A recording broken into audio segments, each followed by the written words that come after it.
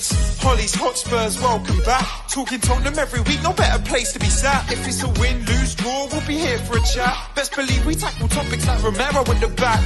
Young Min Son, what can go wrong when he's on form? It's a dream come true, so sit back, relax and vibe with us. Special guests every time here to discuss. Bring your passion, come along for the ride, and don't forget to subscribe, cause... Hello and welcome to another episode of Hollie's Hotspurs Live, where tonight, unfortunately, we've got to dissect, I don't even want to call it a loss because it was more of an implosion in the second half, shall we say. But with me tonight to do so, I'm joined by two fabulous guests. So first of all, it's amazing to have you on the channel, Jack. How are you? Good to be on here, Ollie. Might be my first time. Looking forward to this. Maybe under better circumstances after, like you say, an implosion, not a loss. I think implosion is a much better word. But yeah, going to dissect it however we can and talk about some other stuff as well. Looking forward to it. Definitely. We need I always brand it as a therapy session when these type Nice. of things happen. So it's going to be good to kind of dissect it and go over it. But I'm also joined by the Irish Hotspur, aka Dave. Dave, how are you, my friend? Yeah, doing as well as I can be after a loss. You know, it seems like, people ask me to come on and stuff like that. And I seem to be a curse, to be honest, because it's what we always lose. So, but here we are. Hopefully we can make sense of it because I'm still trying to scratch my head around it, to be brutally honest. Honestly, I'm still baffled too. It's going to be an interesting one to try and dissect. But welcome to everybody that's joining as well. I hope you're well. Don't forget to get your comments in. Obviously, a big shout out to the channel sponsors for Hollie's Hotspurs Live on a Monday, to the Tabletop. Go check them out for all their good stuff. But let's crack on with it. Jack, I'm going to come to you first because for me, it's an unforgivable half, let alone how that game went down. Oh, sorry. Maybe it was me, but I think you might have cut off for a sec there. Was that just me? Sorry. No. Yeah. I was just saying, what was your kind of overall thoughts, obviously, of the implosion that kind of happened? I thought we were going to be cruising into international break, to be honest. I know a lot of people on Spurs Twitter said that, every Spurs fan saw it coming, but call me silly, call me stupid, call me naive, but I didn't necessarily see it coming. At halftime, I was cruising, happy clapping as per usual, expecting that Spurs were going to go into international break, on a high, because we've been playing really well recently. Majority of the season, I think we have had really good spells and games and looked like a very attractive team to watch, and felt like it was more the same in that game in the first half, and I just couldn't have seen what happened there. But for a lot of it, to put it down simply, I think was just Spurs players, as well as even potentially kind of just everyone involved, seemed to just switch off in that second half, just maybe thought that they were going to just cruise to victory, cruise to a win there, and ride into the international break on a high. But we got really caught out, got punished for that sort of mentality, and yeah, it was just a difficult one to process because, once again, Holly, it feels like we're just repeating ourselves by saying, oh, we played pretty well for like large periods of the game, but then we didn't get the result that we feel like we deserved, or at least we expected, let's say, from the good play. And I'm getting a little tired of saying that a lot of times under this Ange team. It just feels like we just keep saying some of the same things of, oh, we play so well, but the results don't seem to always match up. And this one was a version of that, but also just a complete implosion, like you said, in the back end on this game. I think that's the thing. It was just so frustrating to start so well, wasn't it, Dave? To then it completely be removed in the space for 20 minutes. Do you know what? I got too carried away with the 5-game winning streak, and you can't blame me. I'm a Spurs fan at the end of the day, but I think yesterday was a stark reminder: never ever get too comfortable as a Spurs fan, because the next disaster is not too far around the corner. Look, yesterday we started out like a house on fire. We could have ended at half 4 or 5-0 up and probably paid the price in the end for not being clinical in front of goal. But the way we came out in the second half, the players were just arrogant. They left their legs in the dressing room. And, they do say in football, 2-0 is the most dangerous scoreline. And Spurs fans were reminded exactly why yesterday, because at 2-0, you can go into this comfort zone, and then basically once the opposition score one, it's very hard for you to come out of that comfort zone and just get going again. And that's basically what happened to us yesterday. I think there's a lot being made around tactics, Ange Postecoglou, this, that, and the other. Don't get me wrong. I think Ange Postecoglou needs to identify when things are going wrong and make the substitutions to try and affect it or try to alleviate it. But I think there's too much made out yesterday. Sometimes I think people overcomplicate football. For me, it was just that classic. We got carried away with ourselves and we couldn't get going again in the second half. Definitely. And I think that's the thing. It kind of moves on to the next question, Jack, because it's kind of like what actually went wrong. I think Dave's kind of hit it on the head. It was more of a sense of this overconfidence. Oh, the game's won. I mean, I'm intrigued to see what Ange said at half time. Would he have said, it's fine, go and play your football, don't worry about potentially scoring another? I don't think he would have said that. It was just strange how it was complete switch off at the start of that second half.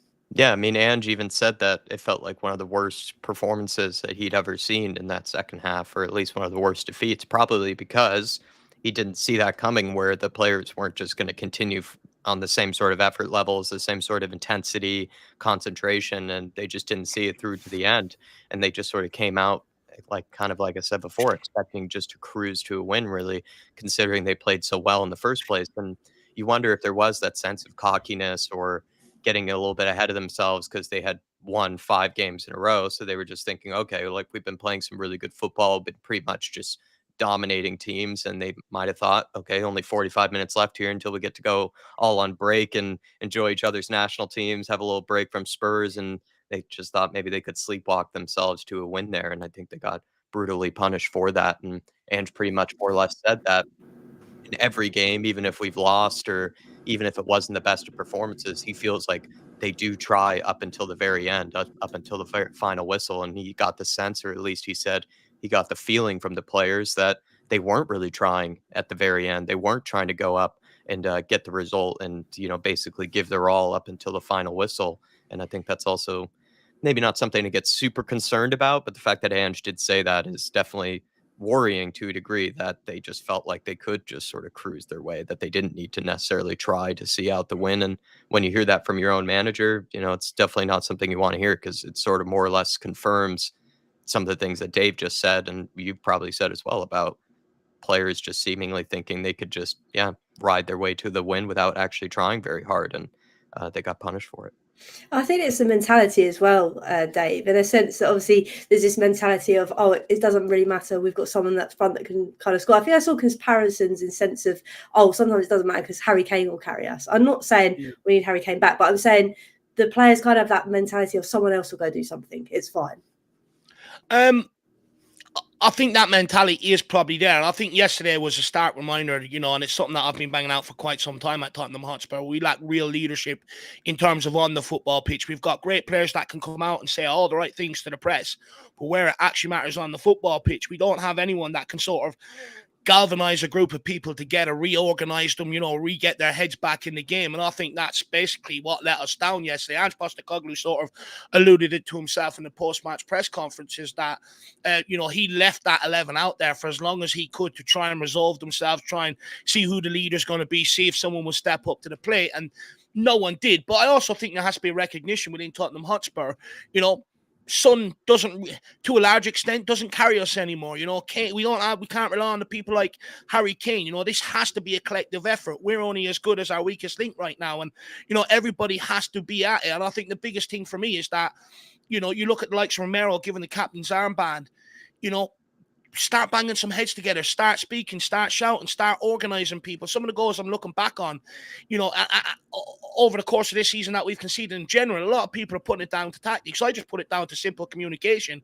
If you have no communication on the football pitch, that's where you see players out of position. That's where gaps appear and stuff like that, and I think it's one of the factors in the game that is sort of a dying art in football right now, to be brutally honest. You don't have that character, that sort of leader on the football pitch. And look, it comes down to mentality at Tottenham Hotspur as well. Conte said it when he left, Harry Kane said it when he left, that there's no pressure on anybody to win at Tottenham Hotspur. It's sort of like, we gave it a crack today, lads. And that's the mentality that we're trying to rid this football club. We're not that football club where we were in the 90s trying to pave our way into European football. We're now in European football. We've broken into the top 6, and now it's trying to shift that mentality from where we were to where we are now and where we want to go. And that's the biggest thing. And that's why I think Postecoglou needs more time, because that's the biggest element that he's battling at Tottenham Hotspur.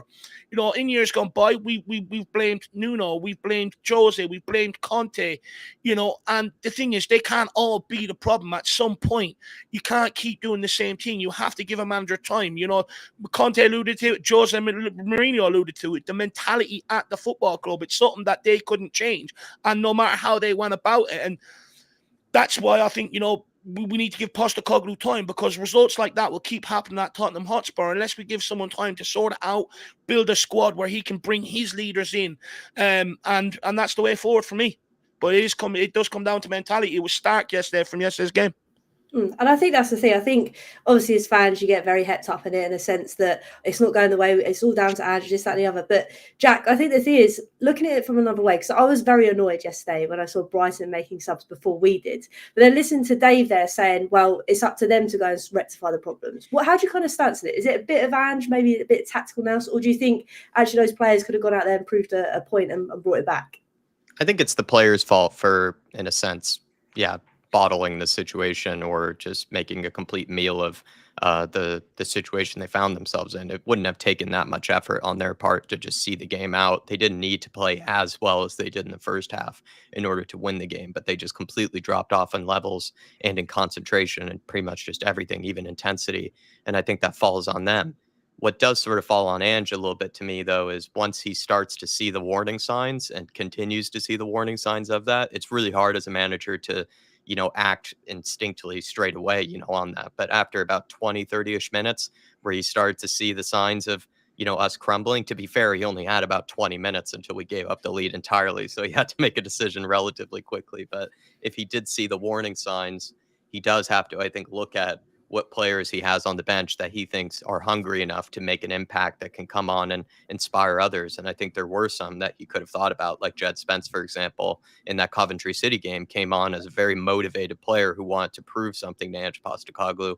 And to a degree, I think Jed Spence as well, we know Brennan Johnson saved us from embarrassment in that Coventry City game. But a lot of it did come down to, I think, hungry players, motivated players that came off from the bench to make an impact. And Ange could have thought about that, if he started to see the effort levels dropping, the concentration levels dropping, he could have looked at some of the players on the bench to make an in-game type of a switch there. And I think the majority of it for me falls on the players because they should be able to see that game out. But if you are the manager, the only thing you technically can do is look at others that you think could do the job better. And he could have thought about that maybe sooner rather than later, could have looked towards his bench and could have found players that he felt like maybe would have stepped up the levels, would have inspired others. And I think there were some available to him, whether it was a Jed Spence, a Pop Montassar, even a Mikey Moore, whoever it might have been that he has trust in. He should have trusted someone off the bench to make that impact, to change maybe the scene in front of him, instead of just relying on the players to figure it out themselves. And that seems to be something Ange leans on a lot. He seems to think that the players can sort of figure it out themselves on the pitch. And sadly, that's not always the case. Sometimes you do need a bit of a in-game management from the manager.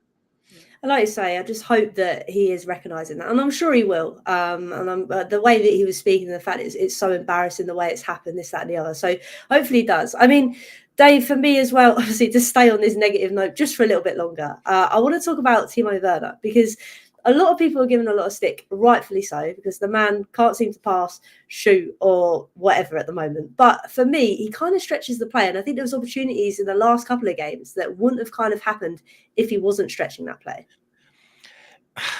Do you know what? With Timo Werner, he works hard, but I think that should be the bare minimum of any Premier League footballer, any footballer that comes to Tottenham. You've got to work hard. That should be the bare minimum. But for me, I judge especially a forward player on his end product. You don't have to be the quickest, you don't have to be the most skillful, but if you can whip a ball in, and find a player, you're going to get you'll find yourself into the team. And with Timo Werner, I think, because he's got pace, and I think we're in this era now where as soon as someone has pace, everyone goes, oh, what a player, threatening this, that, and the other. But, 30 seconds into the game, he has a simple ball straight across 6-yard box, nobody in front of him to square it to Brennan Johnson, let him tap it home. Doesn't take it. We do take that. We come out with a point, and it's probably a little bit easier to take. And he's had other moments as well in yesterday's game where the end product just is not there. And I know he came out with assist in the end, but that was all Madison. It was just a simple layoff, a simple pass. Madison struck the ball. But with Timo Werner, it was my biggest problem with him coming in here was his end product, and that's the biggest questions I had around him, and I think that's the biggest question Spurs fans had around him, and I think that was the one question you had to come in here and answer. No one questioned about him not willing to work hard. We questioned his end product. That was the big problem, and he hasn't answered that. He's very underwhelming a lot of the times when he takes the pitch. Don't get me wrong, he's a human being. I feel for the guy. It's not easy putting yourself out there. The minute he's bearing down on goal, he knows if he misses, he's going to get caned by the Spurs fans. That's in his head as soon as he gets them opportunities, and it's absolutely destroying his confidence in front of goal. It's killing him. But we're not a charity either. We can't keep putting them out there and praying for him to come good. And my thoughts on it, Hollie, I've said this before to you. There's no point having a guy out wide with pace if there's no end product. Go and get me Usain Bolt. He'll stretch the play for me all day long, probably quicker than Timo Werner will. So I feel for the guy, but he's not good enough for Tottenham Hotspur. And the thing is, it wasn't a Tottenham issue to begin with. We made it our issue, and that's my biggest problem about it. His confidence was well shot at Chelsea, well shot at Leipzig before he even came to Tottenham. He was damaged goods. When he's been at 2 clubs and he hasn't produced, why then would another big club like Tottenham Hotspur then knee-jerk and go and take that option to bring him in here? I don't understand it. And, like that, I think Postecoglou, because he's steadfast in, trying to get Werner up and running, I think he left him out there way too long yesterday. As soon as he stops that second half, he done absolutely nothing. And as soon as he stops stretching the play, even, you got to take him off and give someone like Mikey Moore an opportunity. Let him come on, show that young and infectiousness. If anything, at least stand him out there and say, look, if you're not going to give me anything on the ball today, at least work your nuts off and press, because that's our biggest issue right now. And I think Timo Werner, sadly, is just taking up a squad roster. It's pointless. You may as well register Casper the Ghost. You're going to get the same end product. No, I hear you, Dave. It is frustrating, and that's the thing. Even the game before, he had so many golden opportunities to put the ball in the back of the net, and he never took them. And you think when a player's that low on confidence, all he needs is 1 goal. But I don't think that's going to happen with Timo Werner. And Jack, the thing is as well, the other kind of issue you have is, do you start Mikey Moore straight away in a game like this? But then it didn't matter anyway, because he stuck Mikey Moore in a high pressure situation when we were losing. So it was kind of like a lose-lose in that kind of respect. Yeah, I don't necessarily think he handled the Mikey Moore situation the best way he could have, but I think the writing, or at least we knew that he was probably not going to play very much in this game, because he played the entire 90 minutes against Ferencváros. And once Ange made that decision, I think Dave and I were saying to each other that this probably indicates that Timo Werner is going to get the start against Brighton. I think Ange seems to be he seems to prefer experience over guys that don't have experience. Mikey Moore, we know he's exceptionally talented, and I rate him much higher than I rate Timo Werner. But at the end of the day, he hasn't played in these type of situations before. He will be learning on the go. He will have to go through some tough experiences. And it just seems like Ange Postecoglou is, maybe rightfully so or wrongfully so. It's just your opinion on about how much you want to embed in the younger players. But he seems to think that, there's the right situation to play these younger guys to give them the chance. And then there's situations that you shouldn't play them. And I think Dave and I are a bit more gung-ho, if you will, much more willing to, throw these guys into the deep end of the pool and see if they can swim. But Ange Postecoglou doesn't seem to be that way. He seems to prefer to give these youngsters kind of the perfect setting, the perfect environment in order for them to thrive. And he definitely did that, I think, in the Ferencváros game, but he could have thought about doing that in this situation with the Brighton game. But again, he leaned on more experience, which is in the case of Timo Werner. It's just experience only really takes you so far, especially if you're a player like Timo Werner, who just seems to really be struggling for confidence right now, and also just struggling in ability, to be perfectly honest, in being able to execute any sort of finish or any sort of pass or assist in the final third. Just anytime he does get to that final moment where he needs to just have that bit of composure, have that clinical edge to him, he just doesn't. He does pretty well in actually getting to the final third, getting to these moments, getting into these chances. But once it's there, he just doesn't know how to take it, and doesn't know how to take it consistently. Whereas someone like a Mikey Moore, I think, would have been able to take some of those opportunities, would have been able to square that ball to Brennan Johnson inside the 30 seconds in that first half. It's just feels like Ange didn't really want to give Mikey Moore that experience to see if he can play well away from home. Brighton away. He just preferred to give Mikey Moore and others more of a chance against, hate to disrespect Ferencváros, but a lesser opponent, a team that should not be as difficult to come up against, maybe an atmosphere as well that he felt like wouldn't be that hard for him to handle. And then also throwing him on for the last 6 minutes to sort of save the game, I think is a little bit unfair on a youngster. It's good to see him out there. It's good to see him get minutes, but it does seem like that's a bit unfair just to toss him out there in the final 6 minutes. I'd at least give him 20 minutes, 30 minutes. But Dave did mention as well that maybe he was tired, Mikey Moore, from the Ferencváros game, because he did play the whole 90 minutes and he probably doesn't have the match fitness to be able to play consistently on a regular basis like some other players might be able to. So I think Ange just had to get it right in that Ferencváros game. He probably needed to only play Mikey Moore about 60-ish minutes, take him off, and then play him about 30-ish minutes, maybe in this game versus Brighton, give him an opportunity, but he didn't do that. I think that's the thing as well, where Son's obviously injured, you expect Mikey Moore not potentially to be that second kind of roster player, be more like that third player with Werner sadly in front of him. But his time will come. As we know, we've seen glimpses on him, like you said, in that Europa League game. He showed what he can do. So there's definitely still time for him. I just want to say a big thank you to Donovan as well for the donation, my friend. It is going to be a very long 2 weeks ahead of us, but we'll be fine. We'll be all right. We're going to switch up. We're going to talk about something positive because, Dave, a player that isn't down on confidence at the moment is Brennan Johnson. What an absolute turnaround this kid has had. It's amazing, isn't it?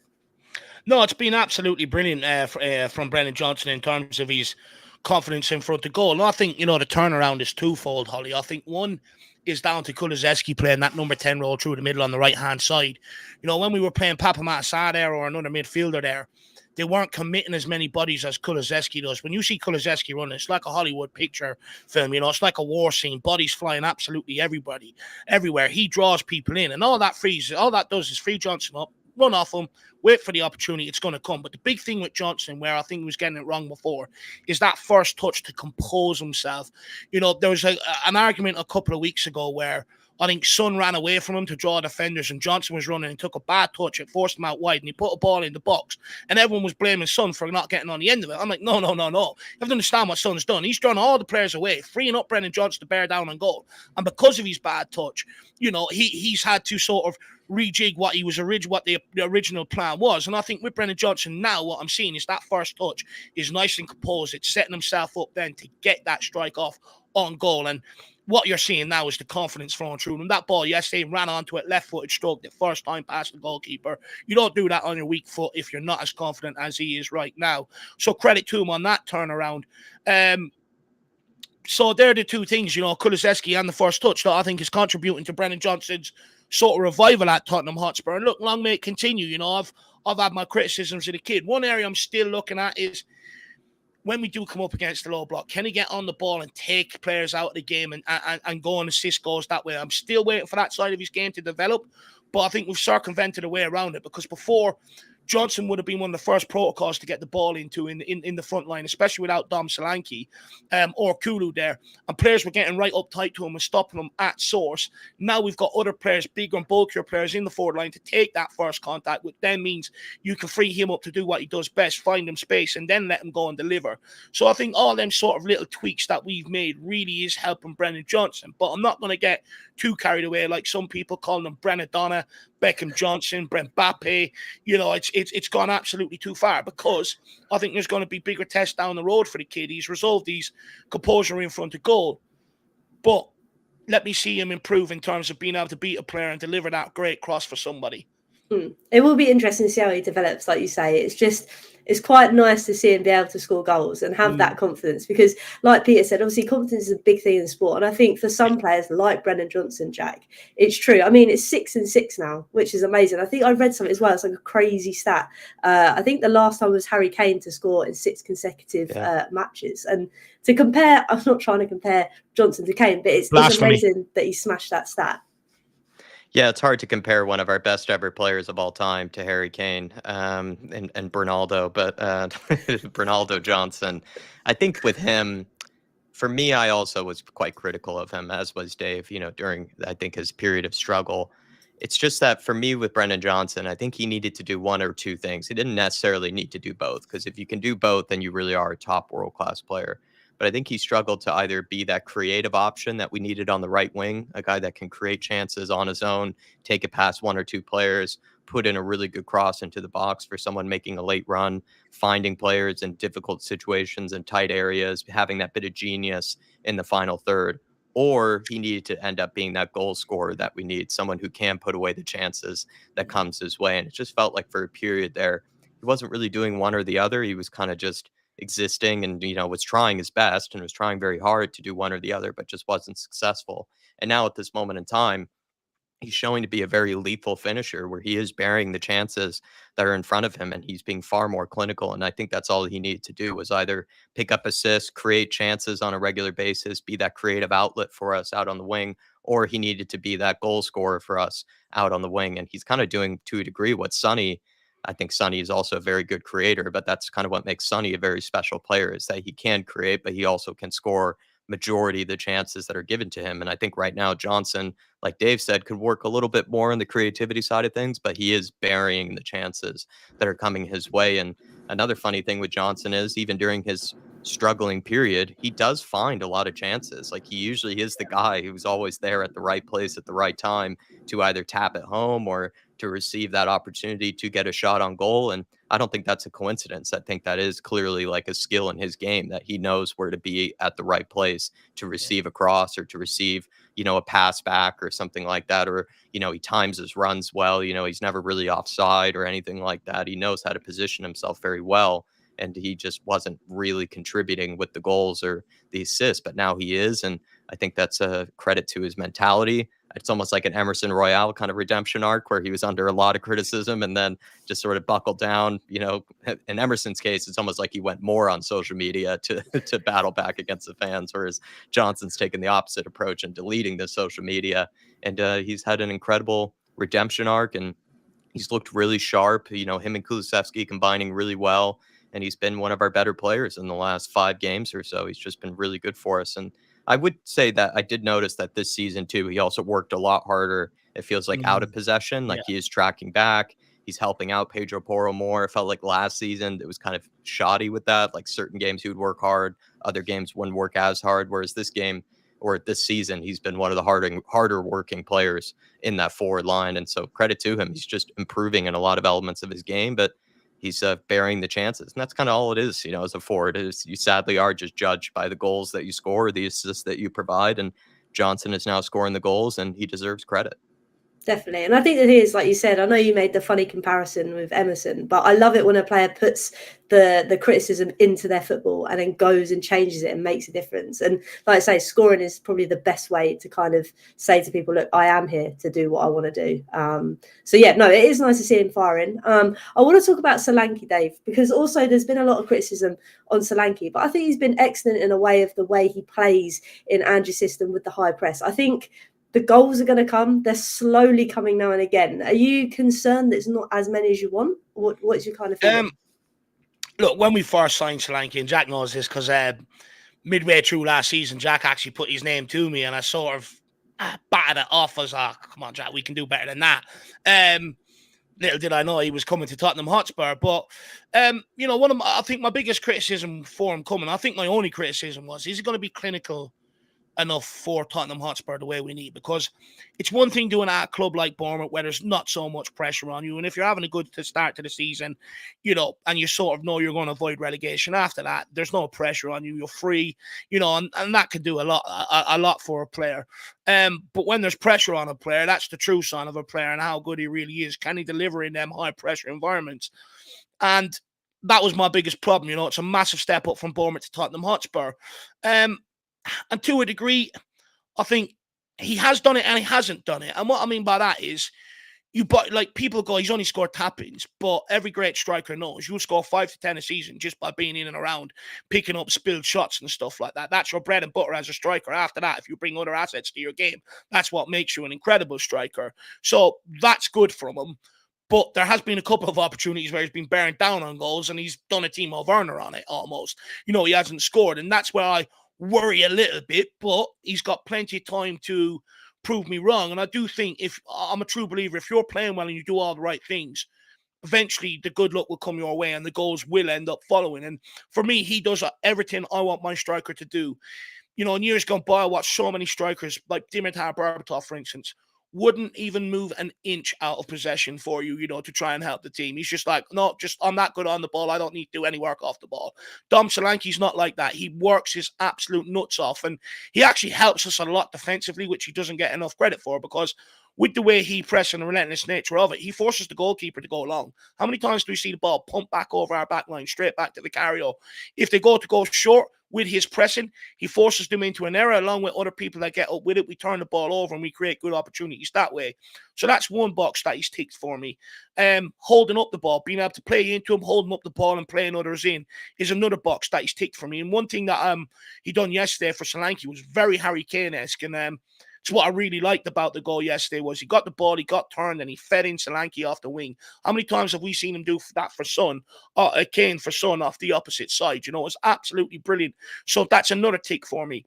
I just still have doubts whether he's going to bring the consistency of goals we need. I still have that, but I think he's probably going to answer me in the long run. But I think he's been a lot better than what I actually expected in terms of his all-round game as an all-round package. He's been a hell of a lot better. And he's a lot stronger than what I thought he was as well, actually. You know, he's a big boy, he bullies players. A lot stronger than what I thought. So, look, he's one I'm willing to give time to. Definitely. I think so as well. And I think the only thing that baffles me, Jack, is like, obviously, when we went down yesterday to 3-2, I don't see crosses coming into the box. And when you've got a big lad like Dom, why are we not doing that? Yeah, it's a good question. I think, again, that's down to more the personnel than it really is the system. I think we do still, to a degree, kind of struggle with our wingers being able to take on their fullback consistently, create that bit of space for themselves to whip in a good cross. We seem to be very reliant on either Pedro Porro or maybe other players to find that bit of space in order to do that. I think Timo Werner can do it occasionally. He occasionally beats his man, does that sort of left foot poked cross into the box, but it's never really done with any real conviction. It's kind of just done with a bit of hope that someone will get onto it. And sometimes it's a bit similar with Brennan Johnson, where I think he does struggle to occasionally create that space for himself between himself and the fullback to whip in a good cross. And I think that's why Solanke's been struggling for the service. For me with Solanke, the only game where I really did question his finishing was that Leicester City game. But I think we can give him the pass that maybe that's just first game of the season. He didn't really have any actual minutes under his belt at any point. He also didn't have any preseason whatsoever. He was kind of just thrown into the fire and see what he could do. What I really like about his game, though, is that what Dave mentioned is that he works his tail off. He probably is one of the hardest working strikers we've ever had in a long time. But he is kind of exactly the mold of a striker that I think has sort of maybe gone a bit underappreciated in the modern game. I think people don't realize how important it is to have a physical number 9, someone that can occupy the center backs, bully them, like Dave said as well, win headers, be able to drop deep, drag people with them. But if you try to put pressure on them, they can play with their back to goal. They can bring others into play. And I think there's the real value of kind of the big, large man type number 9. And I think Solanke really fits that mold for me. And his hold-up play has been exceptional. His work rate has been exceptional. Yes, you'd probably like to see him finish some more goals, but I wouldn't say he's always had the best of service in games. It seems like he's had to almost provide service for others than really the service being provided for him. He's kind of been more of a facilitator, kind of dropping deep, bringing others into play than kind of other people providing him with opportunities and opportunities to score. So I kind of wish that maybe we did a bit better by him by giving him more chances to score, but he's doing what a Harry Kane would do, which is he's taking on that burden of being the creative striker, the guy that can, be able to drop deep and find others making runs. And he hasn't really lost the ball that many times either when he is under pressure. He's been pretty consistent at not giving it away in bad areas. We saw last season how much Sonny, bless his heart, we love him, but he struggled, with his back to goal. Lots of times he would get bullied off of the ball by center backs. I think Solanke, that's just not the case. He's almost bullying the center backs while he has possession than really the other way around. And I think he's been awesome. I really liked the look of him under Iraola last season. I think, yes, we had concerns because he's a Chelsea reject. He's a Liverpool reject, a bit of a failed wonder kid. But I think in the last year or two, I think Solanke's really matured as a person, seems to have matured as a footballer. And he's kind of done that classic cliche thing where, a lot of attackers do talk about how they only really start to figure out the game and understand their own game by the time they're 28, 29, 30, and he's reaching, I think, 27 now at this point. So maybe he is starting to figure things out, starting to understand his body a bit more, starting to understand his game a bit more. And I think we're seeing the benefits of that, him coming to Spurs. But I really have liked the look of him in the last year and a half. And, Dave is right. I was telling him about a year ago, I was like, I really like the look of this Solanke guy. He looks like a whole new player now. And I think that would have been a pretty laughable thing, probably was at the time to be complimenting someone like Solanke. But I believed in him, and I think he's playing pretty well for us. I wouldn't say he's been incredible by any means, but I think he's done pretty much the best he kind of could, considering the expectation levels and the pressure that's been on him. I think he's done a very, very good job in a lot of different areas. And he's not lazy. He works his tail off. He does a lot of things that I think really help out the team in general. And I think he suits Ange's tactics, to a large degree as well. I also want to add one thing in there is we were bringing in Dom Solanke, and it's like, will it solve our problem up front to a degree? And I think it has. Last season we had a lot of possession, but we didn't necessarily have a lot of creativity. Despite him not actually being on the end and being a great source of goals directly for us, indirectly with his hold-up play and stuff, he is allowing space for other people to get into to be able to take them goals. We are creating an awful lot more chances going forward. There is a lot more creativity. So to a large degree, he is serving his purpose. No, definitely. And I think as well, obviously, he's managed to get into the England squad as well, which is credit to him, which shows that, okay, he's not scoring as many goals as we might like, but he is doing something to be noticed. So, I think he's going to carry on going leaps and bounds for Spurs. And Dave, I'm going to stick with you because obviously there's Madison as well. He managed to get on the score sheet. I know it was quite hard to remember because it was the first half of fun, unlike the second half. But for you, how have you think Madison's been performing this season? Because obviously last season with his injury, it kind of dipped off a bit. But do you think he's playing back to his old self, do you think?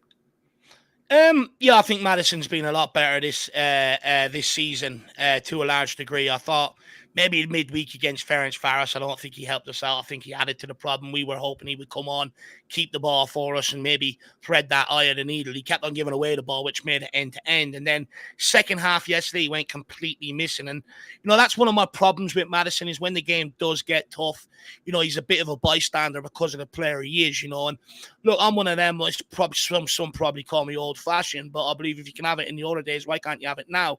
I think now everyone's sort of defined into specialists in the midfield. When I grew up, you usually some of your best players play in the midfield because they could defend, they could go forward, they could tackle, they could win headers, they had a bit of panache on the ball, they could spray passes, they could score goals. And look, when games get tough, it's not really Madison's sort of game, but he can't do it. He done it against Man United. I've seen him muck in and get dirty at times. It's just sort of when he feels like it. But I think Kulusevski coming into the number 10 has really helped him out as well. I think it's created a lot more space for him inadvertently because with Madison last year, because he was our chief creator, people sort of knew if you can swamp up that space he wants to operate in, get a couple of bodies around him, not really give him time, you're going to take him out of the game. Whereas now that Kulusevski's there, he occupies people, which then means they can't focus on Madison as much, which means he's then getting on the ball and he's being able to unlock your door. And long may it continue. And I actually think the longer he's snubbed from England, I'm sorry, England fans, but I think it works out in Tottenham's favour because it keeps him hungry, keeps him with a point to prove, keeps him motivated. The longer Cole Palmer keeps performing at Chelsea, and all these Morgan Gibbs-White at Forest, the more hungry it keeps him. So, look, I think Madison still has a long way to go at Tottenham Hotspur. And I'm only saying this because I think there's so much more of a better player in there in Madison in terms of the player I see Madison who can be, especially at his age coming into his prime, is a player that could have got on the ball for Tottenham yesterday when things weren't going right and look to dictate that play, slow it down a little bit, maybe quicken it up a little bit if he needed to. Just sort of get on the ball and dictate that game or get hold of it for us for a few minutes. And I'm still waiting to see that from him. I'm only putting it out there because I think he has that ability. No, I'm with you. I don't think that's out of line to say like that. And I think it's great the way, obviously, I'd want him to play for Spurs. But you're right. If he's not getting into the England side, then he is going to be hungry to try and do it. It means he's going to have to perform better and outshine players, like you say, with Cole Palmer. But yeah, it will be interesting to see how he kind of develops at Spurs. But he's definitely a lot better, I think, as last season. And I know, Jack, Dave's been talking about him all day, but I'm going to let you have the limelight with Decky. Just in the sense that, obviously, he is a totally different player now that you play him in a position that he's more suited to, isn't he? Yeah, I think so. I think he has hopefully found his best position.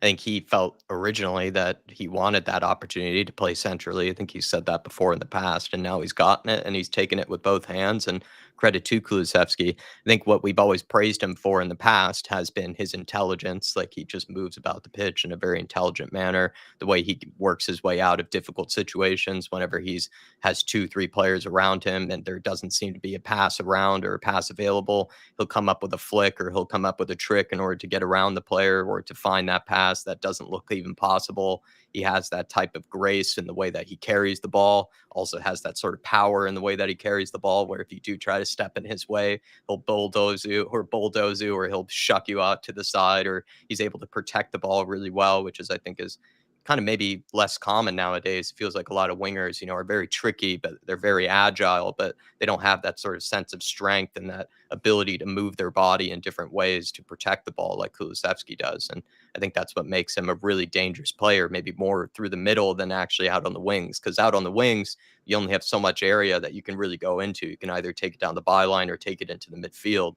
But if you are in the midfield, you can almost just go any direction you want as a ball carrier. And I think that's even where these Moussa Dembele type comparisons have come from, is because the way he kind of received the ball with kind of his back to his opponent and then just spin them all in one move, then take it past another player, just bulldoze past them, is a bit like a Moussa Dembele who would just carry us up the pitch without even needing to give off the ball or without even needing to pass it. And I think Kulusevski, we're taking advantage of that skill in his game, and he's a very good creative player. He sees the pass. He normally is able to play it. And I think we're just getting the benefits of what was, I think a lot of people thought a very talented and very skillful player. Just we weren't really maybe getting the best out of him, or we weren't utilizing his attributes in the best way we could, maybe out on the wing. And now that we're giving him this chance in the middle, he's taken it. But it also kind of goes both ways. I think we all rated Kulusevski, at least a lot of us did, very highly, but there were games where he wasn't really matching a lot of that good play with end product or with maybe being able to be clinical or anything like that. And I think now that he has his chance in the midfield, even if he isn't clinical or even if he doesn't take his chances, he's still creating a ton of chances, and it's still kind of that kind of other creator alongside Madison. But he's very different to Madison, and that Madison is probably more of a guy that, will take it past his player and find a really good pass, kind of in between the lines, whereas Kulusevski kind of does a bit of both, where he'll find a pass in between the lines, but he'll also be able to take it past 2 or 3 players all on his own. And I think we're just getting the best out of him playing centrally, and it's been a lot of fun. He's probably been one of the more consistent players, you could say, so far this season, and has been a real revelation, this season for us. It's kind of like having a new signing, because he was, to a degree, disappearing a little bit, last year, as well as kind of towards the tail end of Antonio Conte. We just weren't getting a lot of great Kulusevski performances, and now we're getting them on a consistent basis, which is great for everyone.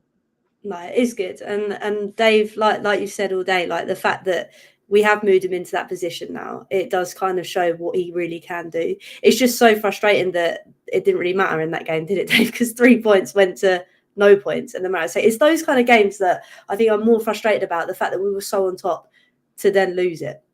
It's really frustrating because, it takes away from a lot of the good football we played in the first half. No one's talking about it. Some of that football was Brazilian-esque, the Brazil teams that I grew up watching or my dad grew up watching and stuff like that. It was absolutely beautiful football.